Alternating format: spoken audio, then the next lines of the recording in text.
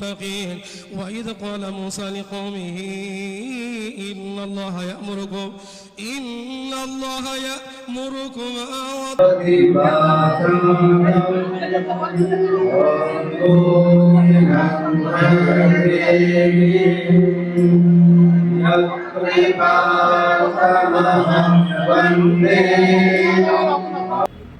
নমস্কার। ভিডিও দুটো দেখলেন, কেস জমে ক্ষীর। শুধু পশ্চিমবঙ্গ নয়, পশ্চিমবঙ্গ পেরিয়ে সারা ভারতের মিডিয়াতে যে আলোচনাটা হচ্ছে সেটা হচ্ছে পশ্চিমবঙ্গে বাবরি মসজিদ স্থাপনা এবং গতকাল 5 লক্ষ হিন্দুর কণ্ঠে সম্মিলিত গীতা পাঠ, এই নিয়ে জমে গেছে তরজা। কিন্তু বাস্তব কি? কিন্তু বাস্তব হচ্ছে বাঘের পিঠে চড়ে বসে গেলেন হুমায়ুন কবির, যিনি তৃণমূলের সাসপেন্ডেড বিধায়ক। কেন বাঘের পিঠে তিনি চড়ে বসে আছেন বলছি, তার একটাই কারণ খুব পরিষ্কার। সেটা হচ্ছে তিনি হঠাৎ বাবরি মসজিদ করবেন 25 বিঘা জমির ওপরে। জমি পেয়েছেন 6.5 কাঠা মাত্র। এবার সংখ্যালঘুদের যে উন্মাদনা, সেই উন্মাদনায় 500 কোটি টাকার ওপরে তার চাঁদা উঠে গেছে বাবরি মসজিদ করার জন্যে। ফেরারও কোনো উপায় নেই হুমায়ুনের, যে তিনি আবার ফিরে আসবেন তৃণমূল দলের, সে রাস্তায় তিনি নেই। হয়তো এই মুহূর্তে যে অর্থকরী সাহায্য তিনি পেয়েছেন এবং সমর্থন পেয়েছেন, তা তাকে এমন একটা কনফিডেন্স দিয়েছে, সেই কনফিডেন্সের জোরে তিনি এখন অনেক কিছু বলে যাচ্ছেন। আর এই বাবরি মসজিদ ভিত্তি স্থাপন অনুষ্ঠানের যে অভিঘাত, সেই অভিঘাতে চূড়ান্ত সফল হয়েছে 5 লক্ষ হিন্দুর গীতা পাঠ কলকাতা ময়দানে। হাজির জনগণের সংখ্যা সম্ভবত 6 লক্ষ ক্রস করেছে। তৃণমূল নেতারা যাই তাদের স্টেটমেন্ট দিন না কেন, আজকে এটা খুব বাস্তব। সেটা হচ্ছে তীব্র মেরুকরণ হয়ে গেছে কিন্তু পশ্চিমবঙ্গের রাজনীতিতে। কিন্তু এরকম তো হওয়ার কথা ছিল না। কথা যেটা ছিল সেটা হচ্ছে তৃণমূল কংগ্রেস সংখ্যালঘুদের ভোট পেয়ে ড্যাং ড্যাং করে জিতবে। কিন্তু হঠাৎ সব পাল্টে গেল কেন? পাল্টে যাওয়ার পেছনে একটা কথা খুব পরিষ্কার বা স্পষ্ট বলা উচিত, আগেও বলেছি, সেটা হচ্ছে সংখ্যালঘুদের উন্নয়নের দিকে দৃষ্টি না দেওয়া। কেন বলছি আজকে সংখ্যালঘুদের উন্নয়নের প্রতি দৃষ্টি না দেওয়া, সেই কথাটা খুব স্পষ্ট করে আগে বলি। 2011 সালে সাচার কমিটির রিপোর্ট অনুযায়ী গুজরাটের মোট জনসংখ্যার 5.4% হচ্ছে সংখ্যালঘু, কিন্তু সরকারি কর্মী হচ্ছেন 9.1%। তামিলনাড়ুর মোট জনসংখ্যার 3.2% ছিল সংখ্যালঘু, কিন্তু সরকারি কর্মী ছিল 5.6%। অসম মোট জনসংখ্যার 30% ছিল সংখ্যালঘু, কিন্তু সরকারি কর্মীর সংখ্যা ছিল 11.2%। কেরালা 27% হচ্ছে মুসলমান, সেখানে 10.4% ছিল হচ্ছে সংখ্যালঘু। পশ্চিমবঙ্গে তখন বলা হয়েছিল 27% হচ্ছে মোট জনসংখ্যার মধ্যে সংখ্যালঘু, কিন্তু সরকারি কর্মীর সংখ্যা 4.2%। আজ এই মুহূর্তে আবার এই সংখ্যাটাও পাল্টেছে। এখন বলা হচ্ছে গুজরাটে 10% হচ্ছে সংখ্যালঘু, কিন্তু 11% হচ্ছে সরকারি কর্মী। অসম 35% হচ্ছে সংখ্যালঘু, 12% হচ্ছে সরকারি কর্মী, কিন্তু পশ্চিমবঙ্গে 33% সংখ্যালঘু, মাত্র 2.9% হচ্ছেন সরকারি কর্মচারী। অর্থাৎ সরকারি চাকরির ক্ষেত্রে পশ্চিমবঙ্গ এখনও যে সংখ্যালঘুদের সুযোগ দেওয়ার ক্ষেত্রে অনেক পিছিয়ে আছে, সেটা একটা বিষয় যেটা কিন্তু সংখ্যালঘুদের মনে রেখাপাত করেছে। এখন প্রশ্ন হচ্ছে, সংখ্যালঘুদের জন্য তো আলাদা কোনো রিজার্ভেশন নেই, তাহলে তাদের চাকরিটা দেবে কী করে? সবচেয়ে বড় কথা হচ্ছে শিক্ষার ক্ষেত্রে যে জায়গাটা দেখা গেছে সেটা হচ্ছে সার্বজনীন শিক্ষার থেকে মাদ্রাসা শিক্ষার দিকে জোর দেওয়া হয়েছে গত 15 বছরে। তার ফলে কি হয়েছে, মাদ্রাসা শিক্ষায় শিক্ষিত যে মুসলমান, তারা সরকারি চাকরির ক্ষেত্রেই বলুন বা বেসরকারি চাকরির ক্ষেত্রে তারা অনেক পিছিয়ে গেছে। এই জায়গাটা কিন্তু আজকে সংখ্যালঘুরা বুঝতে পারছেন। বিজেপির জুজু দেখিয়ে সংখ্যালঘুদের এতদিন হয়তো সঙ্গে নেওয়া গেছে, আজ কিন্তু তাদের ঘুম ভাঙছে। আজ যে জিনিসটা দেখা গেছে, বিশেষত মালদা ও মুর্শিদাবাদ, যে দুটো জেলা হচ্ছে সংখ্যালঘু প্রধান, সেই দুটো জেলায় মুসলমানরা ভয়ঙ্কর রকমের ক্ষুব্ধ বিভিন্ন কারণে। আর সবচেয়ে যেটা বড় কথা, সেটা হচ্ছে চাকরির সুযোগ। ওখান থেকে সবচেয়ে বেশি পরিযায়ী শ্রমিকরা বিভিন্ন জায়গায় চলে যাচ্ছে। একটা ক্ষোভ তো ছিল, কিন্তু তারা বিকল্প খুঁজে পাচ্ছিল না। এবং বিকল্পটা অত্যন্ত স্বাভাবিকভাবে তৈরি হয়েছিল যে মুহূর্তে হুমায়ুন কবির হঠাৎ বাবরি মসজিদের ডাক দিল।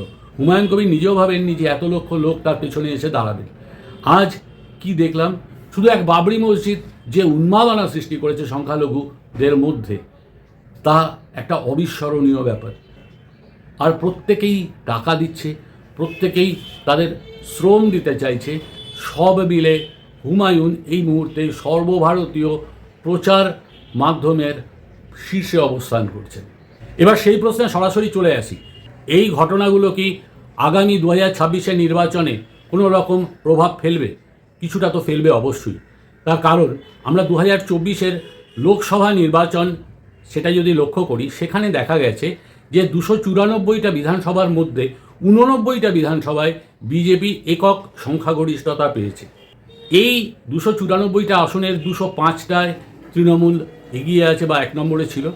কিন্তু এই 294টা আসনের মধ্যে 94টা আসনই ছিল হচ্ছে সংখ্যালঘু অধ্যুষিত বা সংখ্যালঘুদের প্রভাব সেখানে ছিল। তাহলে এই 94টা আসনে ডিটারমিনিং ফ্যাক্টর হচ্ছে সংখ্যালঘুরা। আরেকটা তথ্য দিয়ে রাখি, সেটা হচ্ছে 2024-এর লোকসভা নির্বাচনে দেখা গেছে যে বিজেপি 89টা আসনে এগিয়ে থাকলেও যদি বিজেপি এবং সিপিএমের সম্মিলিত ভোট যোগ করা যায়, তাহলে 172টা আসনে সিপিএম এবং বিজেপির ভোট বেশি, অর্থাৎ বিরোধী ভোট বেশি। 122টা মাত্র আসনে তৃণমূল একক সংখ্যাগরিষ্ঠ, অর্থাৎ তৃণমূলের জয়ে সংখ্যালঘুদের প্রভাব অনস্বীকার্য। এখন আমরা যদি অতি সম্প্রতি হয়ে যাওয়া বিহারের নির্বাচনটা দেখি, সেখানে আমরা কি দেখব? সেখানে যদি পার্সেন্টেজের হিসেবে আসি, 40% ভোট টেনেছে বিজেপি এবং নীতিশ কুমারের দল। 60% ভোট কিন্তু বিরোধী দলগুলোর মধ্যে ভাগ হয়েছে, এবং এই ভাগাভাগির ভোট সেটাই কিন্তু অ্যাবসলিউট মেজরিটি এনে দিয়েছে বিজেপি এবং নীতিশ কুমারের দলকে। শুধু তাই নয়, যে যাকে আমরা সীমাঞ্চল অঞ্চল বলি, অর্থাৎ বিহারের সীমান্তবর্তী এলাকা, সেখানে 9টা বিধানসভা ছিল হচ্ছে সংখ্যালঘু প্রভাবিত। সেই সংখ্যালঘু প্রভাবিত 9টি বিধানসভায় 5টি পেয়েছে বিজেপি ও নীতিশ কুমারের জোট, 4টি পেয়েছে অন্যান্য দলগুলি। এর অর্থ খুব পরিষ্কার, সেটা হচ্ছে সংখ্যালঘুরা আর কিন্তু বিজেপির জুজু দেখছে না। এটা একটা বিরাট জায়গা। পশ্চিমবঙ্গে সে ব্যাপারে কি দাঁড়াচ্ছে? পশ্চিমবঙ্গে একটা ব্যাপার দাঁড়াচ্ছে, সেটা হচ্ছে যদি এআইএমআইএম অর্থাৎ আসাদুদ্দিন ওয়াইসির দল এবং হুমায়ুন কবিরের যাই দল করুক, তারা যদি এক জায়গায় হয়, তারা কিন্তু একটা ভোট কাটবে। শুধু তাই নয়, হুমায়ুন কবিরের কিন্তু খুব পরিষ্কার কিছু কথা আছে।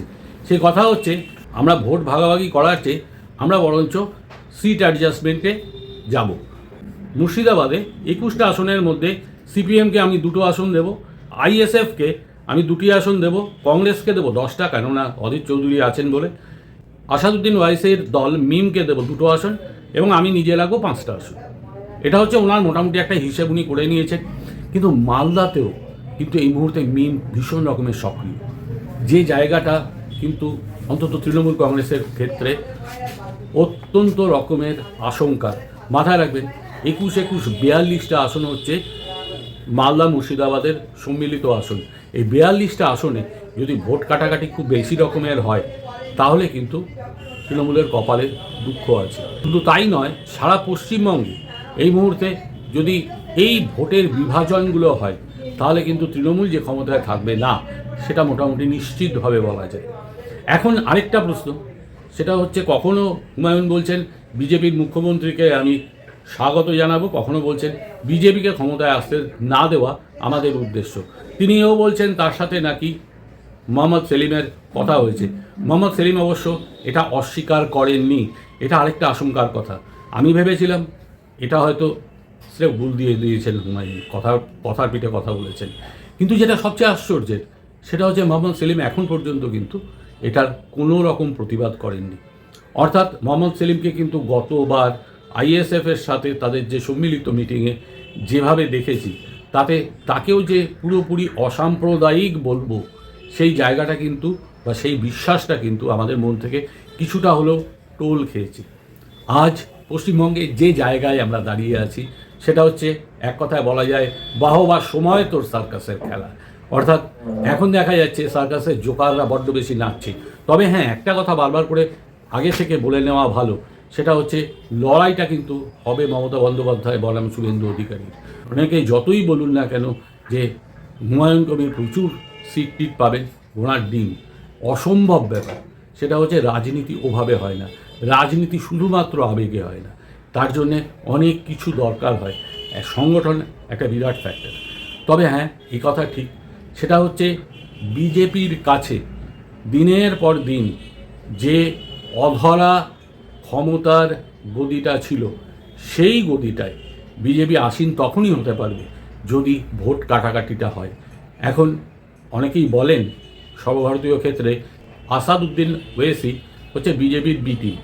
সেটা কতটা সত্যি সন্দেহ আছে, কিন্তু একথাও ঠিক, আসাদউদ্দিন ওয়েসি বহু জায়গায় তাদের প্রার্থী দাঁড় করিয়ে বিজেপির সুবিধা করে দিয়েছেন। কিন্তু সবচেয়ে যেটা বড় কথা, সেটা হচ্ছে এখন আবার তার নতুন দোসর জুটেছে হুমায়ুন। কাজেই খেলা জমে গেছে, এটা অস্বীকার করার কোনো জায়গা নেই। আমরাও খুব একটা যে আশাবাদী ছিলাম যে এবার 2026-এ বিজেপি দারুণ কিছু করবে, সেটা কিন্তু খুব একটা আশা করিনি। মানুষের ক্ষোভ আছে এই সরকারের সম্পর্কে, মানুষের উষ্মা আছে এই সরকারের সম্পর্কে। মানুষ এই সরকারকে অকর্মণ্য সরকার বলে চিৎকার করেছেন, কিন্তু তবুও মমতা বন্দ্যোপাধ্যায় একজন পোড় খাওয়া রাজনৈতিক, কেউই কোনো দিক থেকে খুব বেশি আশা করেননি। কিন্তু আজ যে জায়গাটায় দাঁড়িয়েছে সেটা হচ্ছে অত্যন্ত পরিষ্কার, কিছু না কিছু একটা হতেই পারে। দেখা যাক ম্যাজিক হয় কিনা। নমস্কার, এটুকুই বলার, রাখছি। সবাই ভালো থাকবেন।